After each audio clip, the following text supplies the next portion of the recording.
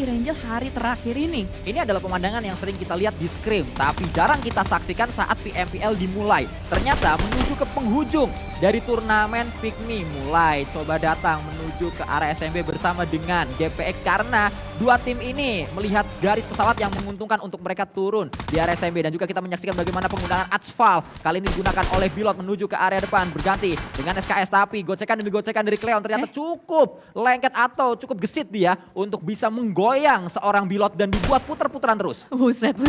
Cleon licin banget.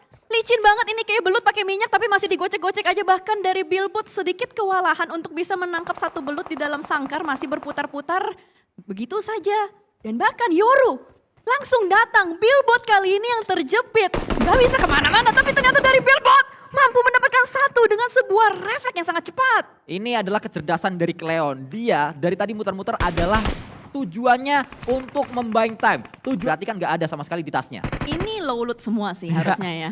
Ini tasnya kempes banget buat semua player, apalagi kita ngomongin dari SMB yang harus dibagi menuju ke arah 8 player. Tapi ternyata di arah yang berbeda. Melihat adanya sebuah vehicle, dua vehicle bahkan lagi berputar-putar mengelilingi satu player, tapi Satar nggak ketahuan walaupun tadi Satar punya vehicle, tapi ternyata dua player is coming. Satar low parah, tidak punya armor. Ini bahaya untuk Bigetron Red Villains, bahkan bakal langsung digerebek begitu saja oleh Hexas dengan shotgunnya, tapi ternyata Satar berhasil untuk mendapatkan satu, tidak untuk yang kedua.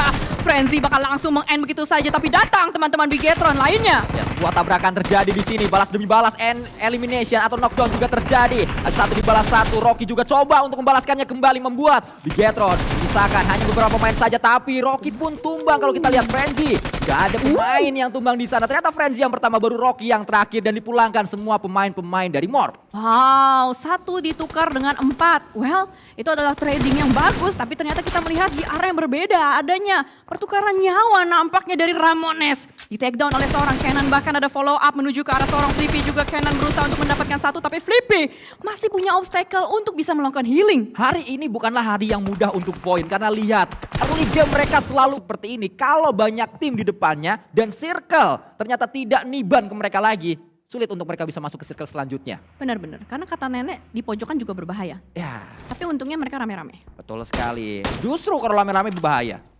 Loh, kenapa? Enggak apa juga, Deng. Tergantung neneknya siapa dulu. Wah, tapi ternyata tadi kita melihat Yuhai berhasil untuk mendapatkan satu player.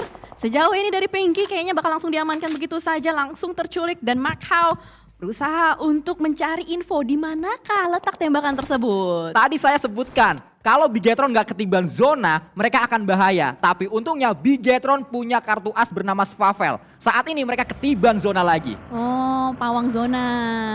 Pawang zona yang punya BGM tersendiri. BGM tersendiri bener, dia kan di ada TikTok BGM kan, lagi iya. rame banget tuh. BGM Spavel. Betul. Yang awalnya jauh dari zona tiba-tiba ada di tengah zona di circle-circle akhir. Seperti kalau kita lihat saat ini. Nampaknya berhadapan dua pemain tumbang, bahkan satu low di sana. Bisa saja diselesaikan dengan cukup mudah, bahkan 3 sudah tumbang ternyata. Loh, kok kalian zona FX? Dengan mudah dirontokin satu persatu.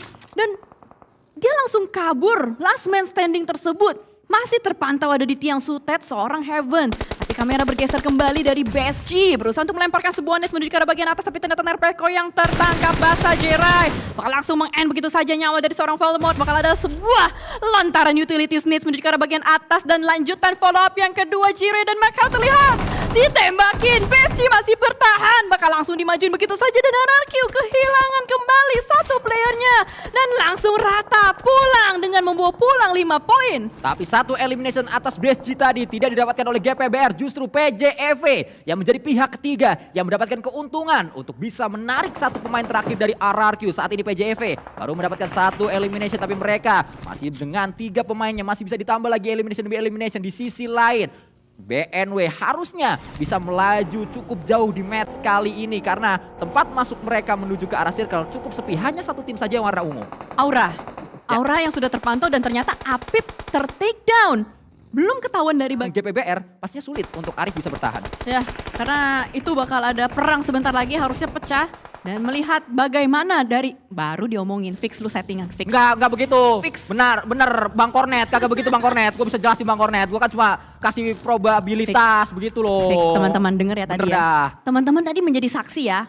kalimat terakhir yang dikatakan oleh Sansui adalah Nah, gitu. apa dan kejadiannya apa.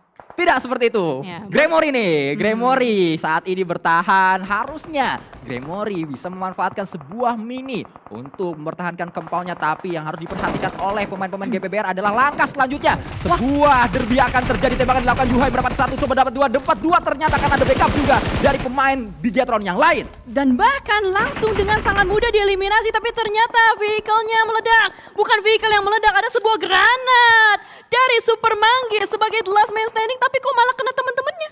Granat dari Ryzen memang sangat jahat. Tidak hanya jahat ke lawan, tapi jahat juga ke rekan tim. Saat ini Ryzen harus bertanggung jawab atas apa yang sudah dia lakukan. Karena laki-laki kalau sudah melakukan harus bertanggung jawab. Revive harus dia lakukan. Ya, karena sebagai laki-laki yang dipegang ada 2. Apa tuh? Yang pertama kata-katanya, Yang kedua?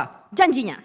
Cuaks. Bukan yang lain dong. Bukan dong. Tidak ada yang lain. Tapi juga M4-nya bisa dipegang. Kita menyaksikan bagaimana untuk saat ini Boychill ada di air, sulit untuk bisa naik menuju ke area tebing. Pemain-pemain 21 NFT hanya berdoa agar circle terus menuju ke arah air dan juga berdoa semoga first aid atau healing yang dimiliki 21 NFT masih cukup untuk sampai ke late game. Ternyata Jinx kembali ya, kalau kita lihat 21 NFT berharap circle-nya ke air, ternyata enggak ke air.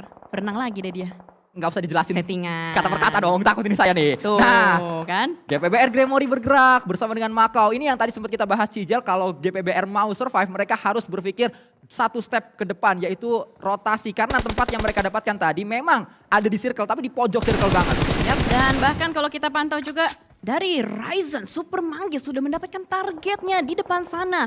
Ada ikan-ikan dan kodok yang lagi berenang, diberikan pressure terlebih dahulu dan semuanya loncat ke tebing. Mereka benar-benar menginginkan nyawa dari seorang Boychill. Ya nampaknya instruksi dari Svavel harusnya untuk memilih area bawah, karena kan Svavel ini biasanya ngarahin untuk melakukan sebuah rotasi.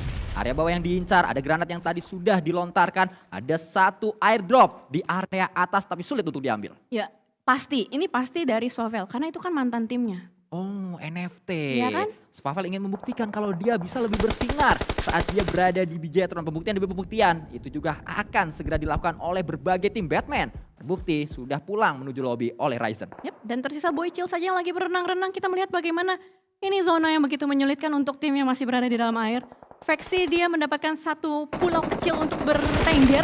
Sementara kita melihat bagaimana dari Gremory mendapatkan satu target di depan sana. Adanya Jar Jar yang sedang berlari-larian dan juga ada satu player lagi dari Enkins terpantau. Tapi nampaknya bakal diincar seorang Heaven. Tapping dari seorang Jirai begitu menyakitkan. HFX-nya pun rata dipulangkan begitu saja. Enkins secara tidak langsung terbantu oleh Jirai yang visionnya lebih jelas dari area bukit. Membuat Enkins punya waktu untuk melakukan sebuah pergerakan. Tapi di saat Enkins akan bergerak ternyata satu pemain mereka knockdown. Sehingga revive harus dilakukan terlebih dahulu sebelum bergerak. Jesse ternyata dikirim untuk bergerak. Saat ini Mobia juga bergerak. Revive sedang dilakukan oleh Jar Jar, nampaknya Mobia terbakar di sana atau meledak mobilnya. Ada sebuah granat. Gremory melemparkan utility menuju ke area depan. Ya, pergerakan dari Enkins benar-benar tidak nyaman. Apalagi Flyboy, ini berbahaya banget. Flyboy itu bersebelahan, bertetanggaan dengan Gremory.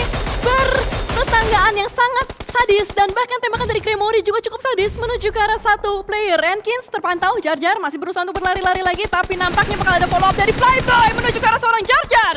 Awalnya saya kira Flyboy akan terus nunggu sampai waktu yang tepat, sampai pemain-pemain GPBR tidak sadar, baru Flyboy akan melakukan tembakan mengejutkan GPBR kalau memang ada tim lain di tempat ini.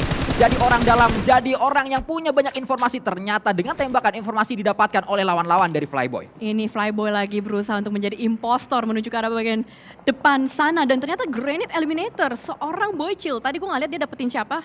Kayaknya dari BTR, tapi sementara kita bakal fokus dulu dengan yang ada di depan mata kita dari Gremory. Masih terus menghadang. Ini GPBR kayaknya nggak sadar ya kalau ada impostor di kiri mereka. Ya, mereka terus berada di sisi yang lain, tapi ternyata sadar Cijel kayaknya karena granat sudah mulai dilontarkan ke areanya Flyboy. Terlalu jauh, dipantulkan ternyata granat tersebut. Oh, pemain basket pakai pantul-pantul, tapi ternyata ada sebuah tembakan dari Genfos yang mendapatkan seorang Jirai dan jauh di Mato. Last man standing di sini, berusaha untuk bertahan, berusaha untuk menambah kembali eliminations. 4 elimination sudah dikantongi Genfos untuk Aura. Iya, dan 4 elimination tersebut adalah total yang dimiliki Aura sepanjang mereka bermain di match kedua hari kelima kali ini.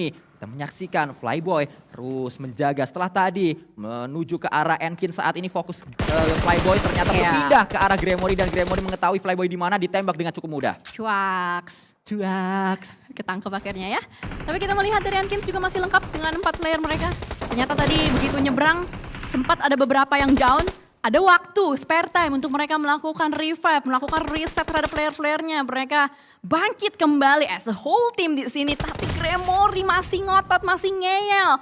Mereka mengunci, meng-lockdown pergerakan dari Enkins. Tidak leluasa nampaknya untuk Enkins. Tapi di sini banyak sekali kodok-kodok yang lagi berenang. Ada BTR, ada NFT, sama tadi ada Veksi dari Pikmi. Betul.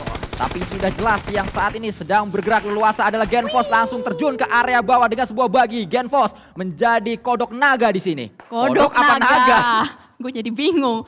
Membingungkan sekali, tapi kayaknya dari Genfos nggak bingung. Dia langsung nembak ke arah satu kodok bernama Boychill. Sudah diincar juga seperti dari GPBR. Terus mengincar pemain-pemain dari Enkins. Gremory berhasil untuk mendapatkan satu, tapi ternyata sebuah granat meledak. Dan bahkan ada tembakan dan jauh di mata lagi dari BNW.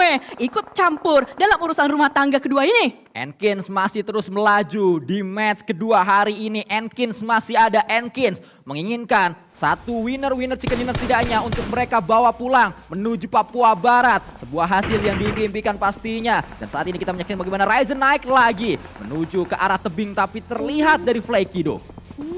Dan Ryzennya down. Berarti tersisa satu. Enggak, udah habis. BTR habis. Sisa Pikmi, BNW sama Enkins. Enkins lo masih 4 cuy.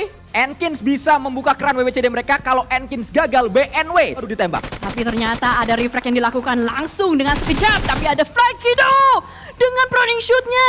Menyakitkan sekali menuju ke arah bagian depan. 1 melawan 2 posisinya. Mobia Jezi melawan Flykido kali ini, Sanskui. Kembali Flykido dengan kali 6. Kali 6 adalah modal yang terus dimaksimalkan oleh Flykido. Tembakan menuju ke arah yang tepat tapi belum tepat sasaran.